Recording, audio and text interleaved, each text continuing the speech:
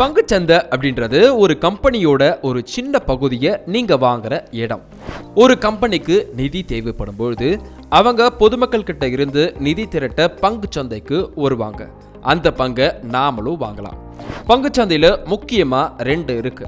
என்எஸ்சின்னு சொல்லப்படுற national stock exchange and பிஎஸ்சின்னு சொல்லப்படுற Bombay stock exchange. இதுதான் இந்தியாவில் இருக்கிற பெரிய சந்தைகள். இங்க தான் பங்குகளை விற்கிறதும் வாங்குறதும் நடக்கும். நீங்க ஒரு பங்கு வாங்கினா நீங்க அந்த கம்பெனியோட ஒரு சின்ன உரிமையாளர் ஆகுறீங்க. கம்பெனி லாபம் சம்பாதிச்சா உங்களுக்கும் லாபம் வரும். அதுக்கு பேர் டிவிடெண்ட்.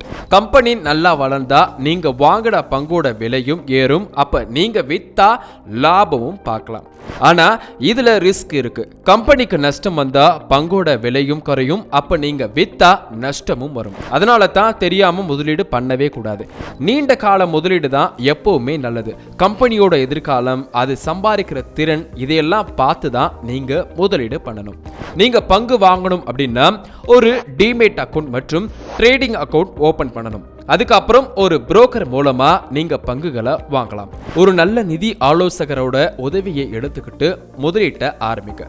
ஃபைனலா பங்குச்சந்தை அப்படின்றது காசு போட்டு ஒரே நாள்ல பணக்காரன் ஆகிற இடம் கிடையாது. பொறுமையா திட்டமிட்டு முதலீடு பண்ணா பணவீக்கத்தை தாண்டி நல்ல லாபம் உங்களால பார்க்க முடியும். தெரிஞ்சுக்கிட்டு முதலீடு பண்றது தான் புத்திசாலித்தனமும் கூட. இந்த வீடியோ உங்களுக்கு பிடிச்சிருந்தா மறக்காம உங்க ஃபேமிலி அண்ட் ஃப்ரெண்ட்ஸ்க்கு ஷேர் பண்ணுங்க.